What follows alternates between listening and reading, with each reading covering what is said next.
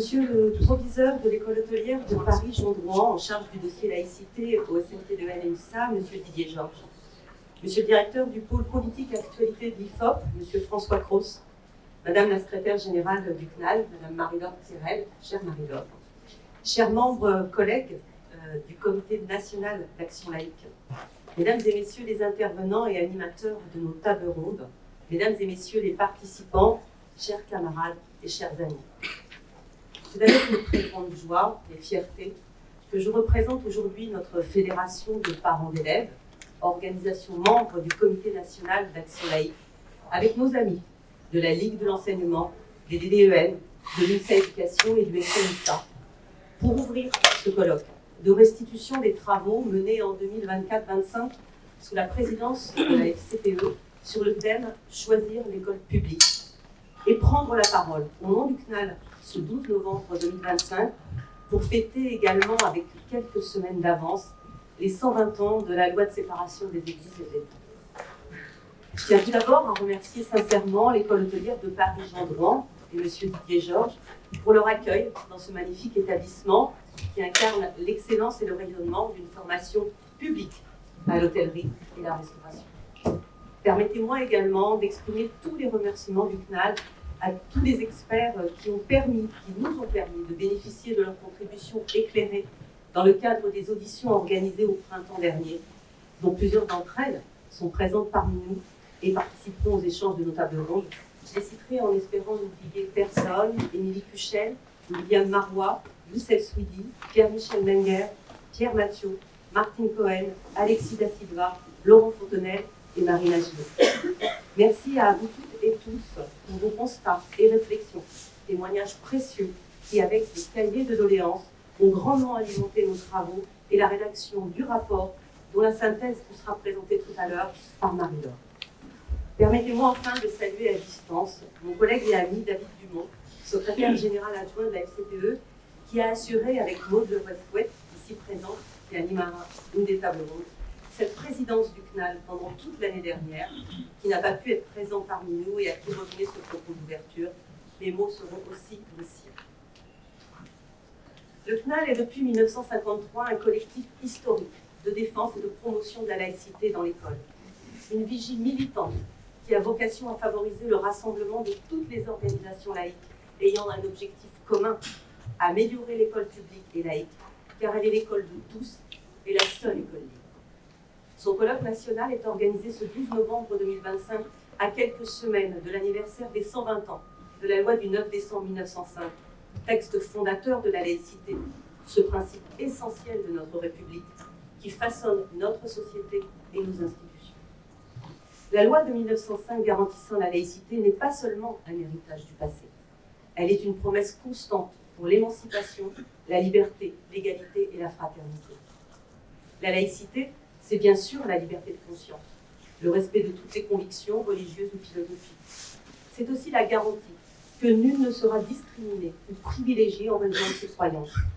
Elle assure à chacun la possibilité de croire, de ne pas croire ou de changer de conviction dans le respect réciproque et la paix civile. Depuis 120 ans, la laïcité a été parfois contestée, instrumentalisée, dénaturée. Mais elle reste un principe fondateur de la République. Aujourd'hui, elle demeure un enjeu central de notre vie pensante, dans un pays toujours plus divers, dans un monde de plus en plus fragilisé par les divisions. Il est de notre responsabilité collective, dans ce contexte, de rappeler que la laïcité n'est ni une opinion, ni une stigmatisation dirigée contre tel ou tel citoyen. Elle est le cadre commun, le socle sur lequel se construisent le dialogue, la compréhension mutuelle et la fraternité. Il est également indispensable de rappeler aujourd'hui et ici notre exigence partagée, argent public, école publique. Gwenaëlle Calves, qui aurait souhaité être présente et s'excuse de ne pas être parmi nous en raison d'autres obligations, dans sa tribune en réaction aux déclarations provocantes du secrétaire général de l'enseignement catholique, rappelle d'ailleurs que l'enseignement dispensé dans les établissements privés sous contrat ne peut être qu'un enseignement public et laïque. Il est financé sur fonds publics, il est dispensé par des agents publics et il se doit de respecter les programmes de l'enseignement public. Le caractère propre des établissements privés sous contrat ne saurait justifier aucune dérogation à cet enseignement laïque, le seul à pouvoir être financé par l'État. Au-delà de notre revendication historique sur le financement des politiques éducatives publiques, nous serons d'accord pour partager le constat du déséquilibre grandissant dans l'aménagement du territoire en matière d'offres éducatives. Aujourd'hui, des choix politiques, nationaux ou locaux, fracturent l'école en ne permettant plus à des parents de scolariser leur enfant à l'école publique, en ne garantissant plus l'effectivité du droit et par conséquent la liberté même de choix des parents, en imposant à ces derniers de scolariser leurs enfants dans des établissements confessionnels, ne respectant pas leur liberté de conscience et impactant leur réalité économique. De nombreux territoires sont aujourd'hui encore et malheureusement non suffisamment pourvus en école publique. Dans le Morbihan, en Vendée ou encore en Maine-et-Loire, le fameux Grand Ouest qui concentre 30% des établissements privés sous contrat, mais aussi dans des territoires ruraux de l'Occitanie ou d'Auvergne-Rhône-Alpes. La désertification scolaire subie ou organisée et les fermetures d'établissements publics profitent à l'enseignement public. Dans ces territoires, la promesse républicaine n'est plus au rendez-vous. L'idéal laïque n'assure plus la liberté de conscience. Il faut donc que nous trouvions collectivement le moyen de peser dans les orientations politiques pour éviter que cette rupture d'égalité ne devienne une fracture de notre université. Lors des prochaines échéances électorales, il nous faudra rester fidèles au projet initial de cette loi de 1905 et revendiquer, exiger, défendre la liberté de chacune et chacun dans un espace commun fraternel. C'est au nom de ces convictions que le CNAL, sous la présidence de la FCPE, a porté l'année dernière un programme d'études ayant pour thème le choix de l'école publique. Un choix issu des constats et interrogations des parents des écoles publiques sur le terrain. Il n'est pas normal que je ne puisse pas inscrire mon enfant dans le collège-lycée public de secteur. Comment faire pour rejoindre l'école publique la plus proche? Où va se trouver mon enfant à la prochaine rentrée? Comment se fait-il que pour telle filière professionnelle ou pour tel bac technologique, je sois obligée de me tourner vers le public? Des travaux sur l'accès à l'école publique, sur les choix des parents quant à l'école qu'ils souhaitent pour leurs enfants, sur la possibilité même de choisir l'école publique à travers une question paradoxale qui s'est retrouvée posée, qui s'est imposée. La liberté de choisir l'école publique est-elle garantie sur tout le territoire? Bien sûr que non, répondent les parents du Grand Ouest, par exemple, dont nous sommes plusieurs à faire partie aujourd'hui, Maud, Laurent, Natalia, peut-être d'autres. Pas sûr, pas partout, pas toujours, observent les spécialistes.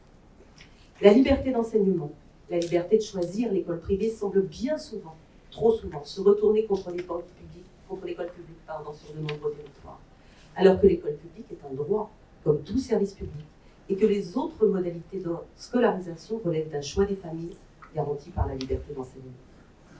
L'inversion du paradigme s'est progressivement effectuée dans certaines régions où l'école privée est désormais hégémonique, alors même que notre sondage, réalisé en septembre dernier, révèle qu'une majorité des Français sont très attachés à l'école publique, notamment parce qu'elle est l'école de l'ouverture, de la mixité sociale, de l'égalité, de la liberté de conscience et du vivre ensemble. Les auditions menées par le CNAL et le sondage IFOP diligenté ont confirmé les constats faits localement par les parents, mais aussi amené des surprises et de nouvelles interrogations auxquelles les tables rondes apporteront peut-être quelques réponses. Quels sont les obstacles qui limitent l'accès à l'école publique? Comment garantir à tous cet accès? Pourquoi certaines familles choisissent-elles l'école privée? Quelle école voulons-nous? Sur la base de quelles valeurs? Quel choix pour l'école publique, pour la société, pour la démocratie? Le CNAL a formulé dans son rapport des préconisations pour garantir et promouvoir l'école publique et ses valeurs, pour faire reculer aussi les idées fausses, avec pour objectif de permettre à toutes les familles de faire le choix de l'école publique tout au long de la scolarité de leurs enfants, en adéquation avec les valeurs qu'elles portent et pour leur réussite scolaire et sociale. Alors, pour comprendre ce glissement vers le séparatisme scolaire, ce qui limite l'accès à l'école publique et ce qui, au contraire, peut encourager à son choix et permettre qu'elle soit le premier choix éducatif en tout point du territoire national, pour tous les élèves et pour tous les parcours, nous allons aujourd'hui nourrir notre réflexion collective au travers de différents moments. La présentation des résultats de l'enquête IFOP, la synthèse des auditions et des cahiers de doléances, une première table ronde sur la scolarisation où seront abordés les devoirs de l'État et les droits des parents. Une deuxième table ronde qui traitera de l'école publique et l'école privée, quel choix et pour quelle école. Et enfin une troisième et dernière table ronde où sera abordé le choix politique de la promotion de l'école publique. Je remercie une nouvelle fois chaleureusement tous les intervenants, les responsables associatifs et d'organisations, élus et citoyens qui ont répondu présent. Je salue également l'investissement de toutes celles et ceux qui, au sein du Comité national d'action laïque, ont œuvré pour la réalisation de cette journée et qui œuvrent au quotidien pour que nous continuions à faire vivre l'idéal laïque et gagner la bataille pour la seule école libre, celle de la République. Nous espérons que cette journée de réflexion apportera, elle aussi, des pistes d'action pour que l'école publique puisse reprendre sa place véritable, celle de l'école de tous et pour tous. Je nous souhaite à toutes et tous une très belle journée et d'excellents travaux.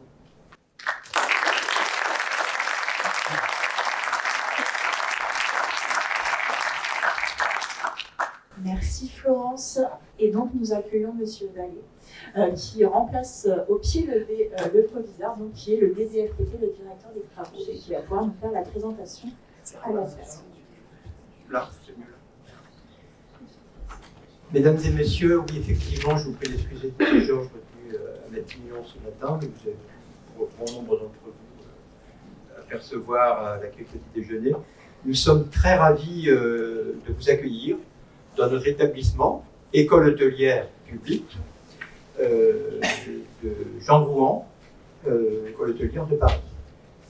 Petite historique, vous êtes vraiment dans un lieu ici où le poids de l'histoire pèse sur nos épaules, puisque fin 19e siècle, c'était les ateliers de M. Bartholdi, d'où le nom de l'atelier Bartholdi. Vous avez pu prendre le café tout à l'heure. Et donc M. Eiffel et M. Bartholdi ont ici pensé, assemblé la Statue de la Liberté.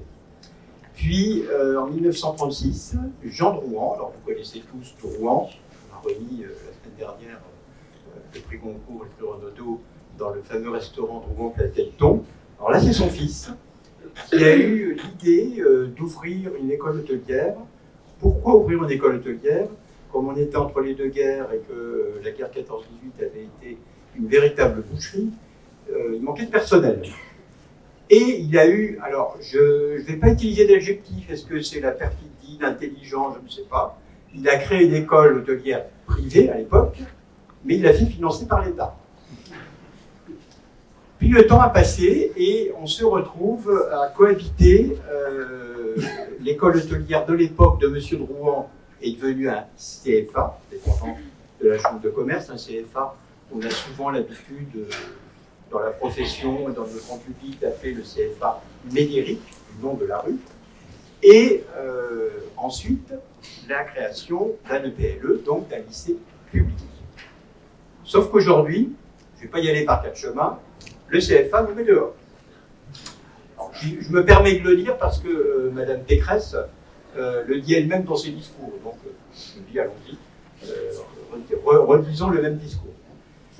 Donc là, nous vivons nos 2 dernières années dans ce bel établissement. Nous sommes déjà dans une phase transitoire parce que, bien sûr, on fait les choses très simplement, c'est-à-dire que actuellement, nous sommes sur 2 sites. L'enseignement général est effectué dans le lycée Brassailles, qui est un lycée de photographie qui a fermé il y a 2 ans, et donc qui devient un lycée tampon, vu le nombre considérable de travaux qui doivent être effectués dans les lycées. Vous savez que les lycées parisiens ne sont pas au mieux de leur forme, en tout cas en termes de bâtimentaire, ils sont même plutôt à la limite de s'écrouler. Je pense à Jacques Decour, à Chaptal, à Gartinet, enfin, quand c'est pas défilé, c'est des terres qui tombent. Enfin, bon. Donc ça va devenir un lycée tampon, et c'est nous qui l'avons inauguré. Donc nos élèves sont sur le site. Ils suivent l'enseignement général dans le 15e, et ils continuent ici la partie pratique, donc tout ce qui est travaux pratiques de restaurant et de cuisine. Ça, c'est pendant 2 ans. Et pendant ce temps-là, on commençait des travaux de réhabilitation à Fresnel, donc le lycée Fresnel, qui est un lycée d'optique, situé face à Buffon, entre Necker, Fresnel, le Mouton Hardien et Buffon. Et là, nous allons rejoindre les deux dans un lycée hôtelier flambant neuf en 2027. Ça aussi, c'est un défi parce qu'il reste à peine 2 ans pour... alors, on cohabitera d'ailleurs avec le lycée d'optique, qui existe toujours, mais qui a vu ses effectifs réduits. Donc il y aura un bâtiment, le bâtiment Boulevard Pasteur, qui va accueillir l'école hôtelière Jean Drouin, et encore d'autres bâtiments qui reste le lycée d'optique Freinet, qui actuellement est à Friant. C'est aussi un lycée qui avait été fermé il y a quelques années. Donc vous voyez, on est en pleine évolution. Madame Prudhomme a dit à plusieurs reprises, lycée public, c'est pour ça que je me permets d'insister, parce que dans les métiers de l'hôtellerie-restauration, nous avons une forte concurrence du privé. Ce serait ici, puisque nous cohabitons avec un CFA privé, et donc nous, en tant qu'école publique. Nous avons beaucoup dans nos métiers d'officine. Pourquoi j'appelle ça des officines? Parce qu'il faut que vous sachiez qu'aujourd'hui, vous pouvez préparer un CAP cuisine en ligne. C'est très surprenant. Taux de réussite, comme je suis président des jurys, je les connais, 20%.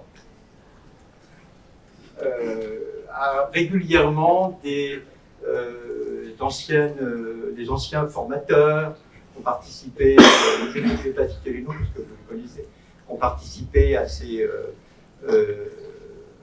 cours en ligne, nous disent que c'est catastrophique. Comment peut-on enseigner et former à une formation diplômante en ligne? Surtout les métiers manuels, il n'y a pas plus manuel que la cuisine.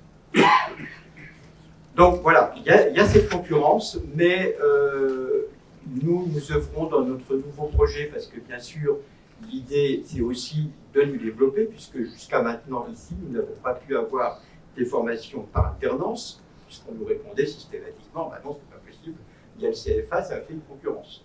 Donc l'idée c'est de développer, parce qu'il y a un vrai besoin dans nos métiers, de l'apprentissage public. Donc ça c'est notre projet pour 2027.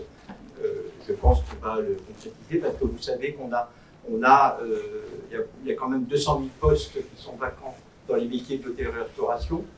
Donc les employeurs sont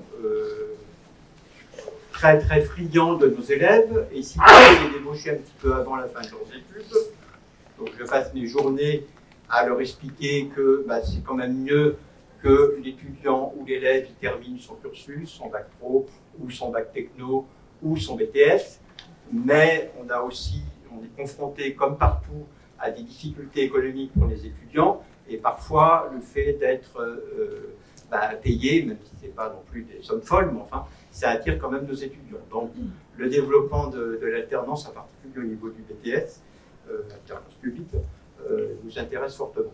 Donc voilà.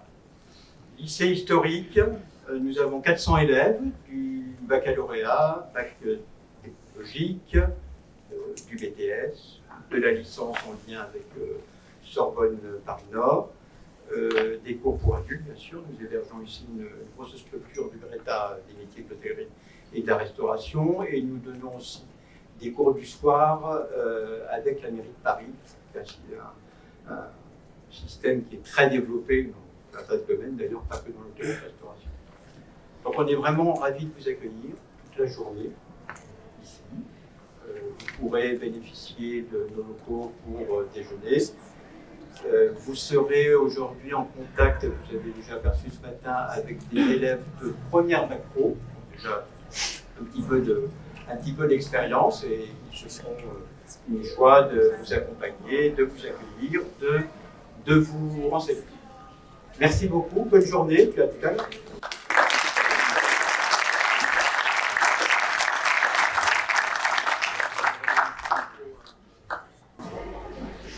Merci beaucoup. Bonne journée. François Prost doit arriver, il m'a dit qu'il était dans le transport et qu'il arrivait d'ici 2 minutes.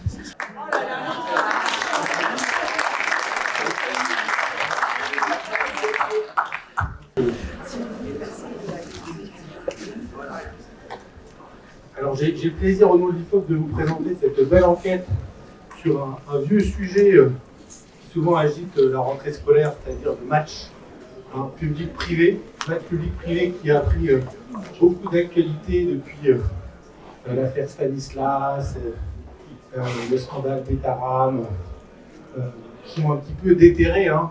Il y a eu des travaux là-dessus, l'enjeu du contrôle du privé, qui est depuis, bien sûr, le milieu des années 80, un peu le trou noir de la politique de l'éducation, hein, c'est-à-dire un endroit obscur en autogestion qui fait, on va dire, pour beaucoup partisans de l'école laïque, l'objet d'un non-contrôle de plus en plus problématique de la part des autorités de tutelle. Alors, ce qui est intéressant, c'est que, enfin, grâce à l'actualité, nous avons enfin pu raviver un peu le souvenir des Français et des parents sur cette question. Et pour vous, nous avons reçu une enquête auprès du cœur, hein, des Français qui sont invités à réfléchir à ces sujets, à savoir les usagers du service public de l'éducation.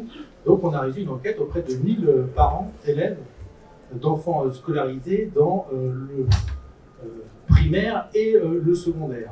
Au total, on a à peu près 800 parents d'élèves qui ont un enfant dans le public et environ 200 dans le privé. Alors certains ont dans les deux, hein, on le verra, mais on était sur l'enfant à défaut le plus âgé. Donc, dans cette enquête, on a aussi posé quelques questions d'actualité, puisqu'on n'a pas toujours l'occasion d'aborder le sujet. Alors, on va pas commencer à la question de l'école privée.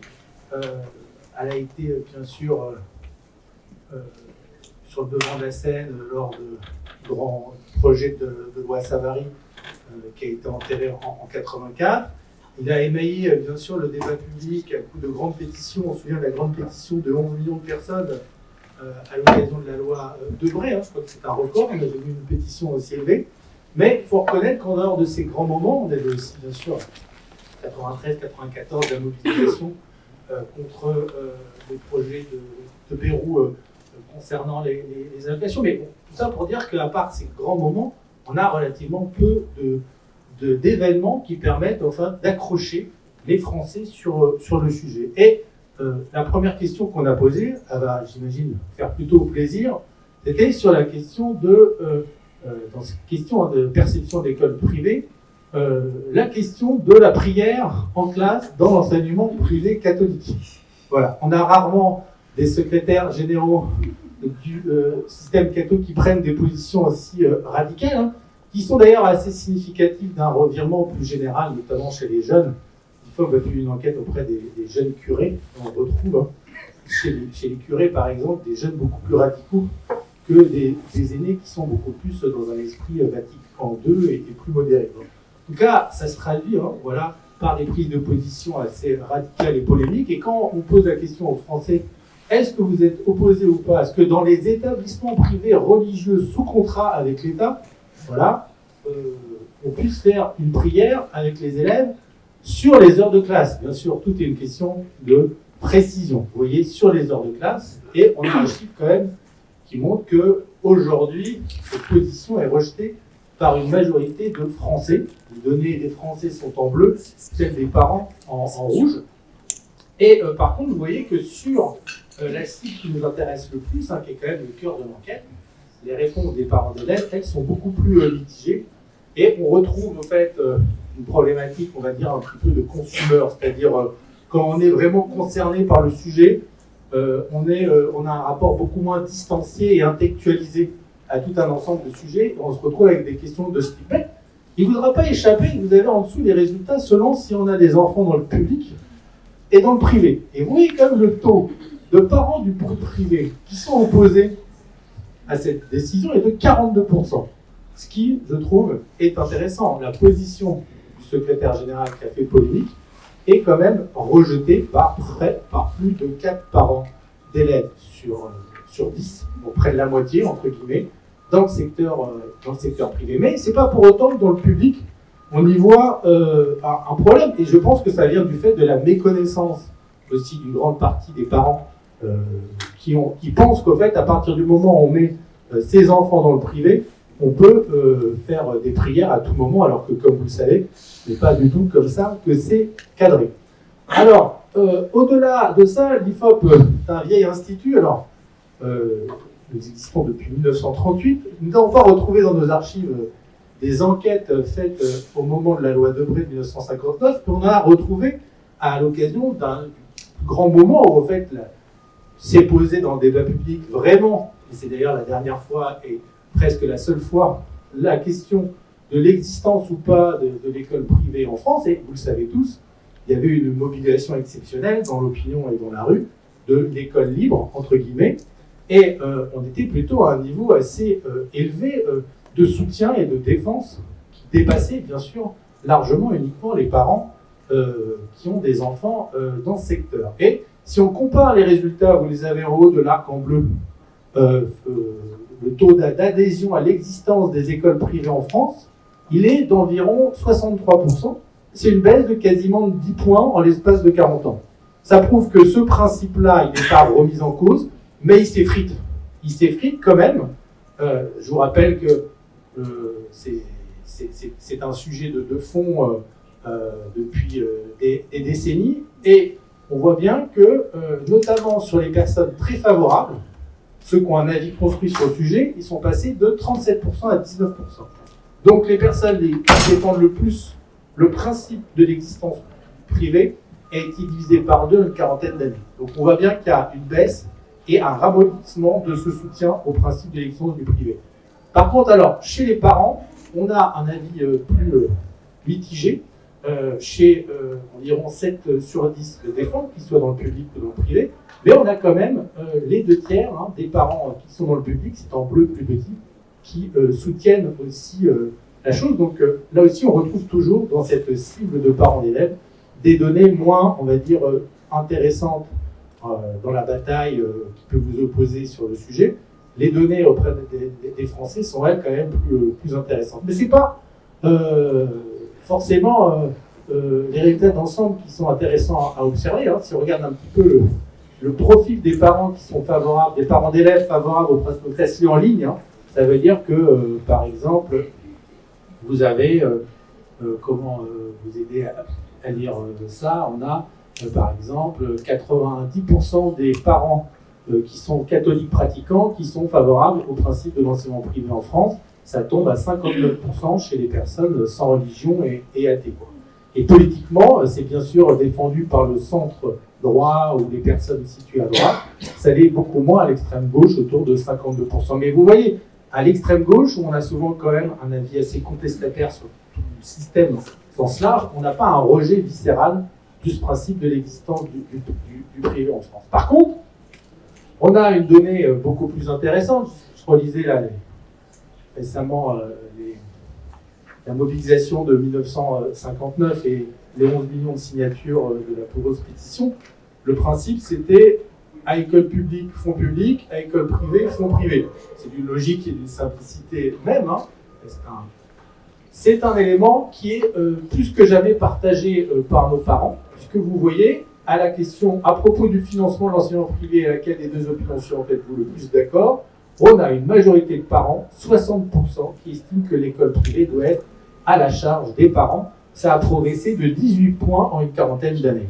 D'accord ? Donc là aussi, dans vos débats, dans vos communications, vous avez des données qui vont dans votre sens. Non seulement le chiffre, il est majoritaire, mais il a progressé d'une vingtaine de points. Alors vous allez me dire, mais il s'est quand même passé des choses entre 83 et 2025.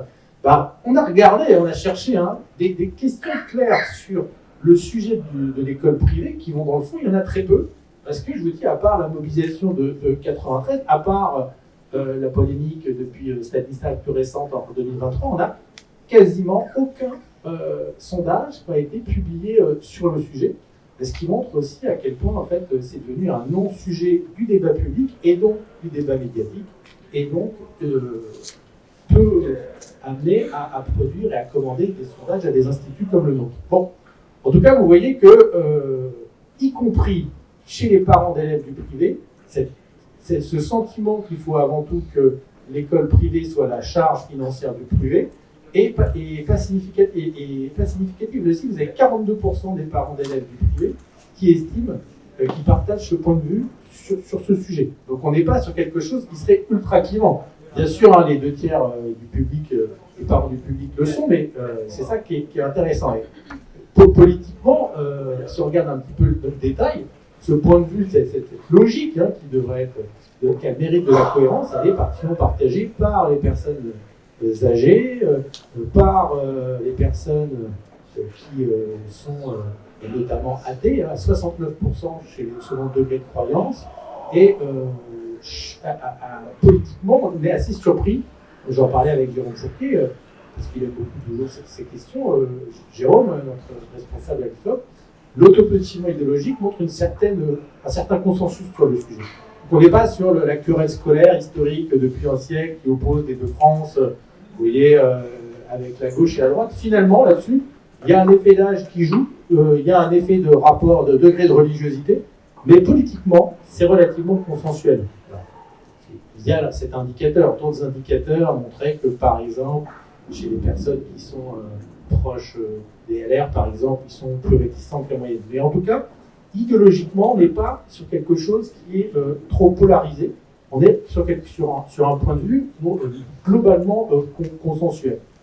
Alors, sur cette question des conditions du financement de l'enseignement privé, on a aussi des données qui globalement montrent un certain consensus sur la nécessité de renforcer ces contrôles. Vous avez notamment le deuxième point, il faut accentuer les contrôles pédagogiques et financiers des établissements privés, 8 parents sur 10. Et croyez-vous, vous voyez que ce n'est pas un souci pour les parents d'élèves du privé, ils les soutiennent aussi massivement. Donc on n'est pas que sur des données du CNAL qui seraient sur, on se fait plaisir à sortir les chiffres des Français ou des parents d'élèves. Non, vous voyez que sur ces sujets, vous avez un soutien aussi fort des parents d'élèves du privé. Il faut supprimer le financement des établissements en cas de non-respect des contrats passés avec l'État, notamment sur les programmes. Il faut moduler le financement sur des critères de mixité scolaire et il faut aussi moduler selon des critères de mixité sociale. Vous voyez que là aussi, même c'est surprenant, mais là aussi, on a un assentiment très majoritaire des parents et aussi très fort des parents d'élèves du privé.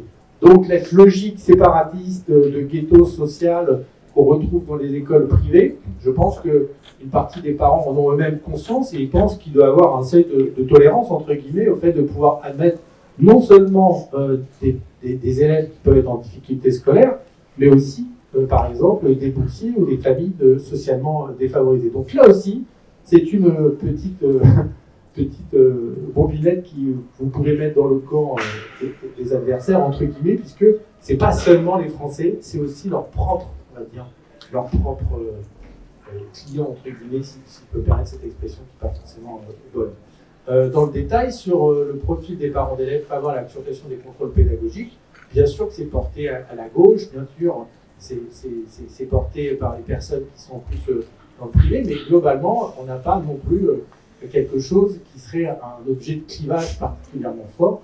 Il y a un certain consensus politique et le fait d'être dans le privé n'empêche pas du tout les parents d'y être contre, c'est tout le contraire. Alors, quelles sont les priorités que les parents donnent en matière de tutelle ministérielle sur les écoles privées? C'est une question qui n'est quasiment jamais posée, ni dans les sondages, ni dans la sphère politique. Et bien sûr, la question des violences, alors exacerbée par l'affaire Betaram, il faut bien sûr la relativiser, puisqu'il y a un effet de contexte. Mais de toute façon, on poserait ces questions sur le service public, on aurait à peu près les mêmes chiffres. Les questions de violence entre élèves, psychologiques, sexuelles, autres, sont toujours la principale préoccupation des parents. Donc on se retrouve avec bien sûr la question des violences qui est au cœur du sujet et qui est particulièrement portée, mais les violences du personnel d'enseignement vers les élèves, vous voyez que ça arrive quasiment en tête chez les parents du privé qui sont en rouge à 53%. Donc là, on se rend compte bien sûr qu'il y a le sentiment, on le voyait à la question précédente, d'une défaillance des contrôles de la tutelle sur cette question et que, alors que, on va dire souvent dans le public, le problème c'est plutôt les autres élèves, dans le privé, on a le sentiment que là, c'est plutôt le personnel enseignant ou non enseignant qui peut être la source d'une angoisse parentale. Et pour des choses qui vous intéressent peut-être aussi plus, notamment sur le respect des programmes en matière d'éducation sexuelle ou d'égalité des genres, là, on est sur quelque chose qui est plus porté, bien sûr, par les parents d'élèves du public, mais qui n'est pas complètement on va dire, quelque chose auquel les parents d'élèves du privé sont contre, hein, notamment sur le respect d'égalité des genres. On est à 42% des parents qui estiment que les contrôles ne sont insuffisants dans les parents du privé. Hein. Donc vous voyez, on n'est pas que sur quelque chose qui serait le fruit d'une minorité agissante extérieure à la maison de l'école privée en France. Dans le détail, sur la question des violences sexuelles, on a là quelque chose qui est relativement, je disais, consensuel, mais plus porté à gauche, puisqu'on est souvent sur des personnes qui sont de la conscience, on va dire, notamment féministes et sur ces problèmes, sont beaucoup plus assidues, comme on l'observe en général. Sur les actions les plus urgentes à mettre en œuvre dans l'établissement, cette fois-ci public, on a là, on se rend compte bien sûr la question de la sécurité et de la discipline, qui est souvent un des facteurs importants pour lesquels les parents mettent par exemple leur enfant dans le privé et dans le public. Et finalement, vous voyez, il n'y a pas vraiment de hiérarchie, hein, transmettre les valeurs de la République, qualité des locaux, contenu des enseignements sont assez dominants, il n'y a pas vraiment de clivage dans le privé.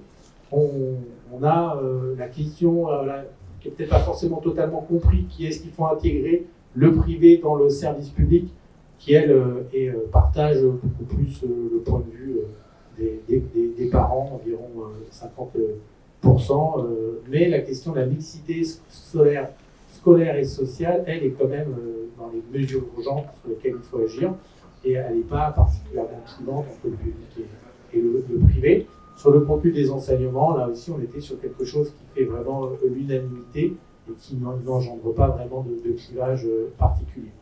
Alors, passé ces questions un petit peu d'actualité, on s'est attardé un petit peu sur les variables de fond, les variables lourdes du choix entre les écoles privées et les écoles publiques. On se retrouve avec la question, auriez-vous souhaité scolariser votre enfant, pour ceux qui ont un seul enfant, ou votre enfant le plus jeune, pour ceux qui en ont peu, pour l'année scolaire 2024-2025. Et là, on a environ les 3/4 des parents qui souhaitaient scolariser leur enfant dans le secteur public.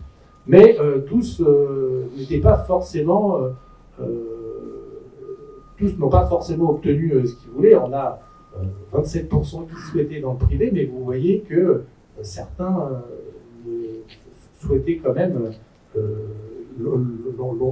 ont mis leur enfant, en tout parents ayant leur enfant dans le secteur privé, est quand même plus faible que ceux qui le souhaitaient. Il y en a 4 points à peu près de personnes qui n'ont pas pu mettre leur enfant dans le privé. Donc l'écart est quand même sensiblement plus fort par rapport à ceux qui souhaitaient le mettre dans un établissement public, mais qui n'ont pas pu. Sur les facteurs d'attraction du secteur de l'établissement, la question a été posée auprès des parents en fonction. Et on voit que les facteurs principaux ne sont pas du tout des éléments liés, par exemple, au caractère religieux de l'éducation. Hein.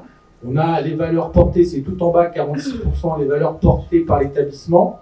On a seulement 46%, et chez les parents d'élèves du privé, c'est à 52%. Donc le cœur des facteurs de choix des parents, aujourd'hui, ça reste des éléments qui ne vont pas vous étonner, la qualité de l'enseignement avant tout, le bien-être des élèves, le niveau de sécurité, je vous disais que c'était quelque chose de central, et la qualité du suivi. Pour le reste, on a bien sûr des variables assez habituelles, mais qui oscillent entre 45 à 60%, donc on n'a pas des choses très discriminantes. On est quand même allé regarder exactement quelles étaient les différences selon le souhait des parents cette année. C'est-à-dire en vert, c'était les attentes, les facteurs déterminants pour les parents qui souhaitaient mettre leur enfant dans le public, et en violet, ceux qui souhaitaient mettre leur enfant dans le privé. Et dans le privé, on a bien sûr la qualité de l'enseignement, le niveau de sécurité et le suivi des élèves, mais pour le reste, voilà, il y a un point, je dirais, qui est quand même très, très, très discriminant, c'est cette fameuse question des absences pour remplacer des professeurs. Ça rappellera une polémique désormais bien connue sur la réalité du sujet.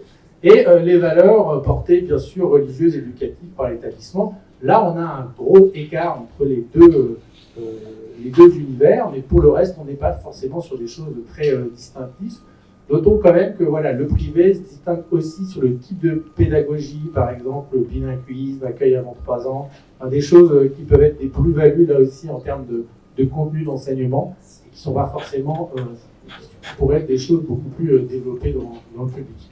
Sur le suivi des élèves, on trouvait que c'était relativement là aussi homogène, hein, mais que c'était quelque chose qui était voilà, particulièrement, auquel notamment les catégories les plus aisées, diplômés, etc., étaient les plus sensibles, mais que globalement c'était relativement consensuel.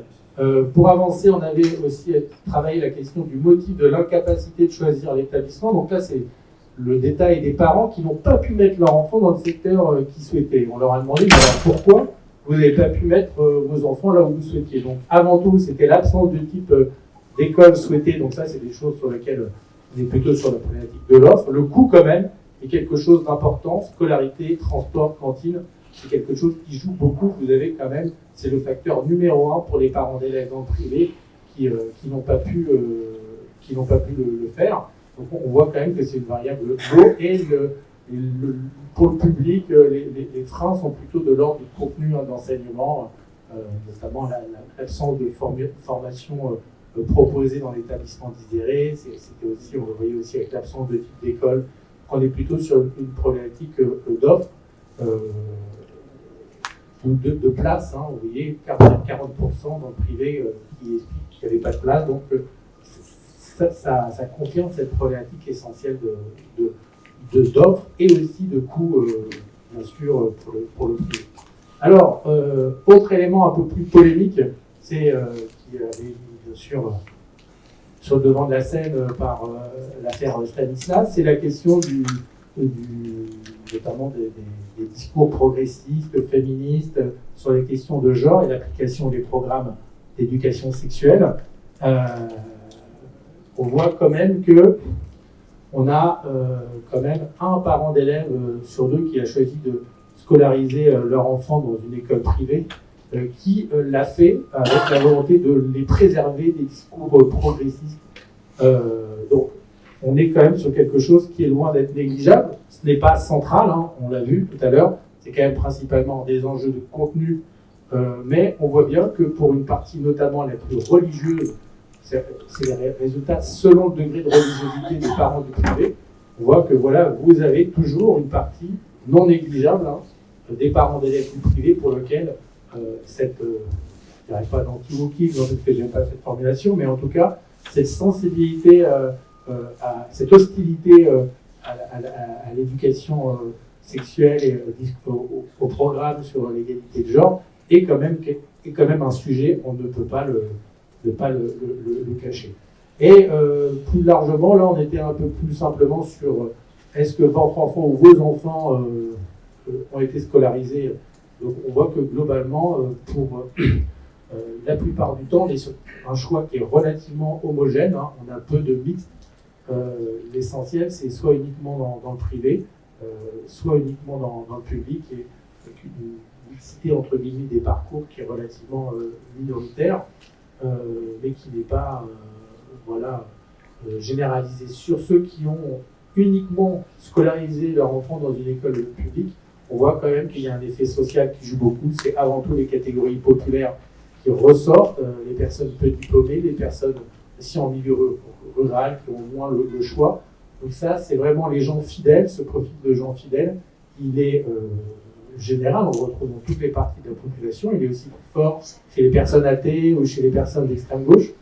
Mais globalement, on voit quand même que là, ça confirme le fait que l'école publique répond, bien sûr, aux besoins des catégories les plus populaires qui n'ont pas les possibilités de s'offrir d'autres solutions scolaires. Et sur la question de la réussite scolaire, là aussi, on a des données qui vont être intéressantes pour vous. C'était d'abord, est-ce que les gens savent que les établissements publics apportent globalement davantage pour la réussite des élèves que les établissements privés? Là, il y a confirmation d'une certaine méconnaissance du sujet, hein. Seulement 30% des parents le savent, donc c'est intéressant. Et ceux qui le savent, c'est plutôt les jeunes, ceux qui sont en milieu d'éducation prioritaire. Mais globalement, il y a une méconnaissance importante de la capacité de l'école publique à accélérer la réussite scolaire. Et autre élément là très, très fort, qui lui n'est pas une question de notoriété, de connaissance, mais une question de subjectif sur le degré de réussite de son propre enfant. Et là, si on demande aux parents s'ils estiment que leur enfant est en réussite à l'école actuellement, vous voyez, vous avez un taux qui est quasiment similaire entre les parents d'élèves du public et les parents d'élèves du privé, 93%, 96% en privé, on est dans la marge d'erreur. Donc je trouve que c'est quelque chose qui est intéressant à observer. Alors la réalité, c'est que on n'a pas forcément toujours les mêmes niveaux d'exigence entre des parents du privé et des parents du public. Et en tout cas, on voit que on ne peut pas dire que, en tout cas, c'est pas ce que montre l'enquête, qu'il y aurait chez les parents d'élèves du privé, soi-disant, un niveau de satisfaction énorme. En réalité, il est très similaire. Et sur ces critères de réussite scolaire de son enfant, on voit quand même que, globalement, à part sur la question de la socialisation, qui est assez similaire, on a un certain consensus autour de la notion à la fois de réussite scolaire et d'épanouissement, et que là-dessus, les parents d'élèves du public n'ont rien à envier à ceux du privé. Voilà. C'est d'ailleurs un petit peu la conclusion qu'on pourrait en tirer. On a globalement une satisfaction des parents du public qui est quasiment égale ou presque à ceux des parents du privé, alors même que vous savez bien qu'il y a toute une problématique de moyens et de niveau scolaire qui est au niveau social qui est beaucoup plus souvent problématique. Et on a aussi tout un ensemble d'indicateurs qui montrent que voilà, le financement du public, du privé par des deniers publics pose un véritable problème aux Français et qu'ils considèrent très massivement, y compris les parents d'élèves du privé, qu'il y a un gros déficit de contrôle dans tout un ensemble de domaines. Merci.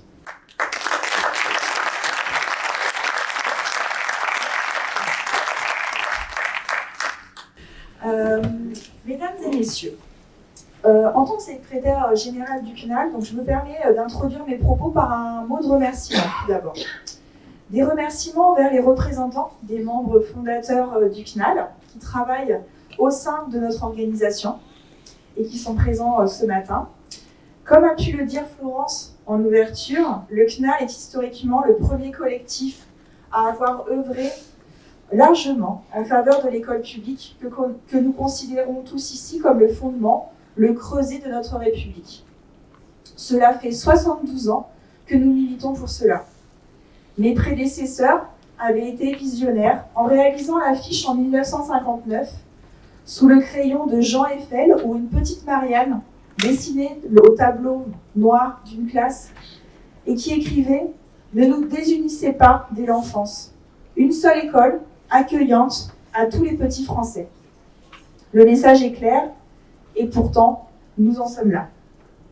En parlant de dessin, je voulais aussi remercier Alain Fayat, ici présent, pour l'affiche de l'événement et qui nous a permis d'utiliser son dessin avec des écoles républicaines pour bien symboliser avec les petits bonnets phrygiens sur les toits de nos bâtiments scolaires l'objectif et ce qu'on souhaite pour l'école. Des remerciements pour chacun d'entre vous parce que vous avez saisi le sens du thème de ce colloque « Choisir l'école publique ».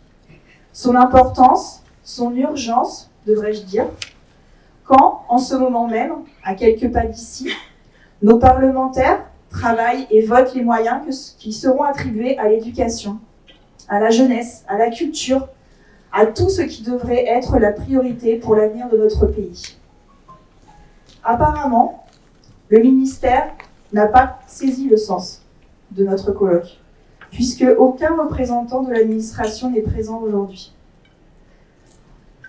Nous savons que construire une maison, notre maison, la nation, sur des fondations instables, risque d'avoir des conséquences dramatiques en cas de tempête, d'attaque contre ces principes comme celui de la laïcité. Laïcité, ciment qui nous unit et permet de résister au vent mauvais. Demain, nous commémorerons un triste anniversaire, celui des attentats de Paris. Ces attentats visaient ce que notre nation, notre pays représente. Un pays libre, où les citoyens vivent égaux en droit, où nous sommes unis par ces valeurs qui nous rassemblent. Nous venons aussi, il y a quelques jours, de commémorer la mémoire de nos deux collègues, Samuel Paty et Dominique Bernard, qui ont aussi été une cible parce qu'ils enseignaient ces valeurs, émancipaient, éveillaient les consciences de leurs élèves à travers les savoirs. Le choix de ce 12 novembre n'est pas anodin. Nous fêtons la laïcité pour ces 120 ans de la loi de 1905 dans quelques jours, un petit peu partout en France, autour donc, du 9 décembre. Donc cette date était centrale entre tous ces événements. Alors nous venons d'entendre les résultats de l'enquête IFOP. Ils sont éloquents et relèvent un paradoxe. L'école publique est plébiscitée. Les parents et la population française y sont attachés, mais elle aussi fragilisée. Fragilisée par des inégalités territoriales, par des préjugés tenaces, par des contraintes pratiques qui peuvent pousser les familles à scolariser les enfants dans le privé, parfois malgré elles. Fragilisée aussi par un système qui trop souvent ne leur donne pas vraiment le choix. C'est le sens de nos travaux et du rapport qui a été rédigé pour en faire le bilan. C'est donc un constat d'une image dégradée et d'un choix contraint. Je suis très attachée à l'école laïque pour tous, pourtant le niveau d'apprentissage est insuffisant, les incivilités sont nombreuses et les professeurs sont souvent absents. Ce témoignage d'une mère lyonnaise recueilli dans nos cahiers de doléances résume une réalité douloureuse. L'école publique est perçue comme un service public défaillant. Alors même que les données du ministère ou que le rapport de l'OCDE intitulé « Améliorer les résultats dans le domaine de l'éducation » de 2024 montre qu'elle fait mieux réussir les élèves à milieu social équivalent que le privé. Or, comme on l'a vu, 7 parents sur 10 ignorent ces résultats et pensent souvent l'inverse, comme en témoignent les chiffres sur le ressenti de la qualité de l'enseignement. Comment, dans ces conditions, faire un choix éclairé? Et puis, il y a ces familles qui, comme cette mère du Morbihan, se retrouvent face à un dilemme absurde. L'école publique est dans la commune voisine. Je dois payer le tarif hors commune. Et mon élu refuse de participer aux frais de cantine, car il finance déjà son école, qui est privée. Résultat, scolariser mon enfant dans le public me coûterait 20 € de plus par mois. L'école publique deviendrait-elle un luxe? Un comble pour un service public qui devrait être un droit gratuit. Ainsi, quand on écoute les familles, on comprend que leur choix n'est pas toujours un vrai choix. 57% de celles qui voulaient une scolarisation dans le public n'ont pas pu y accéder, faute d'école à proximité, de places disponibles dans la formation voulue ou encore de transports adaptés. 42% des parents du privé citent la proximité comme critère déterminant, un critère qui devrait normalement jouer en faveur du public. Alors que se passe-t-il? D'abord, il y a l'image, celle d'une école publique qui serait laxiste, voire violente, où les professeurs manquent à l'appel et où les élèves ne progresseraient pas. Une image qui colle à la peau, même quand les faits la contredisent. Les établissements privés, eux, communiquent, font du marketing. En l'occurrence, les écoles et établissements ouvrent leurs portes, signent des contrats moraux avec les parents qui doivent donc, avec leurs enfants, respecter le projet éducatif souvent relié au caractère confessionnel de l'enseignement, de l'établissement. Alors même que ces mêmes établissements doivent respecter la liberté de conscience de chacun. À l'heure où les informations ne sont pas vérifiées par les destinataires, les établissements et leurs responsables peuvent donc lancer des idées farfelues qu'en tant que spécialistes, nous savons mensongères, voire illégales, pour tester les réactions des clients. C'est le cas en ce moment avec le nouveau secrétaire général des établissements catholiques, pour ne pas dire enseignement catholique, qui, rappelons, doit être laïque dans les établissements sous contrat. Donc ce nouveau secrétaire qui disait ce week-end sur son compte LinkedIn que l'école catholique est aussi une école publique. Plus c'est gros, plus ça passe. En ce qui concerne les relations école-parents, Dans le public, on peut attendre que les familles frappent à la porte. Comme le disait Émilie Tuchel, adjointe au maire de Brest qui pourra témoigner cet après-midi, à la crèche, les parents sont suraccueillis. À l'école maternelle, tout est balayé. On ne travaille pas la séparation, on n'implique pas les familles. Nous savons que cela n'est pas une mauvaise volonté des personnels. Ils sont souvent contraints, comme les parents, et ces contraintes viennent d'ailleurs. Ce sont celles des collectivités qui ferment des écoles par manque de moyens ou organisent des transports scolaires qui desservent mieux le privé parfois. Celles du ministère et des services déconcentrés qui attribuent les dotations de moyens sans transparence entre le public et le privé, qui organisent la concurrence entre les deux systèmes, qui peinent à remplacer les enseignants absents, qui laissent les établissements privés sélectionner leurs élèves sans contrôle suffisant, qui n'entendent pas les demandes répétées des organisations syndicales quant aux besoins de temps, du temps pour se réunir et travailler en équipe, du temps pour mettre en place une réforme, l'intégrer, l'évaluer, et j'en passe. Résultat, dans certaines régions, le privé devient l'option par défaut, comme à Divillac, où le collège public le plus proche est à 20 km, avec un bus à 7 heures pour les élèves de 6e. Comme à Ploërmel, où le lycée public a finalement ouvert après 10 années de lutte, et Laurent pourra tout à l'heure 50 années de lutte. Mais Laurent en a fait déjà 10. Donc il nous expliquera les difficultés qu'il a rencontrées dans la bataille. Comme à Beaupréau, en Mauges, ville de 23 000 habitants, où il n'existe toujours pas de collège public, mais par contre, il y a bien 2 collèges privés. Marine Agier, que nous avons également auditionnée et qui n'a pas pu être présente aujourd'hui, continue de militer pour son ouverture. Ce sont quelques exemples parmi d'autres. Et enfin, il y a la peur de l'échec, la peur de la mixité sociale, la peur que son enfant ne soit pas avec les bons. Une mère du Puy-de-Dôme nous confie « Au collège public, le niveau est limite, et je ne sens pas les filles en sécurité. » Une autre, en Seine-Maritime, « Pas de collège public dans mon quartier, il faut faire 45 minutes de bus, le privé est à 400 mètres. » Ce n'est pas un vrai choix. Ces peurs, ces contraintes, ces non-choix entament le pacte républicain. Elles creusent les inégalités, elles affaiblissent une école qui pourtant reste le meilleur rempart contre les déterminismes sociaux. Donc, que faire ? D'abord, il faut faire en sorte de redonner aux familles la liberté de choisir. Cela passe par des mesures concrètes que le rapport regroupe en 6 axes que je résumerai ici. Garantir une école publique partout, comme le prévoit la loi, et sanctionner les élus qui refusent de l'appliquer. Adapter les transports scolaires pour que la proximité et le temps de déplacement soient en faveur du public. Rendre l'école publique vraiment gratuite en supprimant les surcoûts indirects qui pèsent sur les familles modestes. Ensuite, rendre visible et concret tout ce que l'école publique fait de bien. Les élèves y progressent davantage. Les élèves à besoins éducatifs particuliers y sont davantage et mieux accueillis, ce dont l'école publique peut s'enorgueillir. Les enseignants y sont mieux formés, même si cette formation doit être renforcée et adaptée aux besoins. Les projets pédagogiques y sont innovants, les personnels y sont dévoués. Il est temps de communiquer, d'ouvrir les portes, de montrer ce que nous faisons et ce qui fait que les élèves y sont épanouis et en réussite.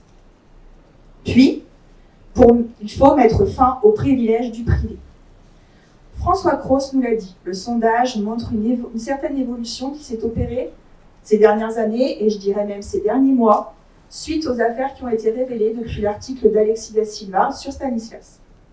On remercie finalement l'éphémère ministre Oudéa Castéra pour les conséquences de ses propos du 13 janvier 2024. Ainsi, nous avons posé des questions qui permettent aujourd'hui de dire que le privé n'a plus la même confiance de la population. Les contrôles et les sanctions sont demandés par 81% des parents quand les établissements privés ne respectent pas leurs contrats. 77% veulent supprimer le financement public en cas de manquement. 60% s'opposent à la prière en classe pendant les heures de cours. Ces attentes, il faut les entendre. Nos organisations du CNAL, au sein du CNAL, vont plus loin et préconisent aussi d'envisager de suivre l'une des recommandations du Conseil d'analyse économique, à savoir diminuer le financement public, en passant de 75 à 50%, en mettant à contribution les familles qui font ce choix, ce qui est largement plébiscité par ce sondage. Nous rappelons que notre but ultime étant toujours, comme l'a rappelé Florence, que les fonds publics soient uniquement destinés aux écoles publiques. L'attente est aussi importante quant à la mixité. Madame la sénatrice qui arrivera tout à l'heure, nous pourrons lui dire que sa proposition de loi est soutenue par la population. Enfin, impliquer les familles, pas comme des clientes, mais comme des partenaires. Dans le privé, les parents, du fait du fonctionnement et de l'organisation des établissements, sont obligatoirement associés, écoutés, sollicités, via les organismes de gestion dont ils sont membres. Dans le public, on pourrait leur laisser croire qu'ils sont cantonnés à un rôle de figurant. Pourtant, 55% des parents d'élèves votent aux élections de représentants des parents. Un taux qui est en hausse constante, preuve qu'ils veulent participer. Donnons-leur les moyens de le faire. Pour conclure, dès qu'on parle laïcité et défense de l'école publique, revient inévitablement la notion des hussards noirs de la République, qui, suite aux lois Ferry, qui avaient rendu les enseignements laïques, étaient les premiers instituteurs, défenseurs de cette école laïque, celle de l'émancipation, la seule école libre. Aujourd'hui, l'école publique, si elle est bel et bien un héritage du passé, elle est encore et toujours un projet d'avenir. Un projet où chaque enfant, quel que soit son quartier, sa religion, sa couleur de peau ou le portefeuille de ses parents, a sa place.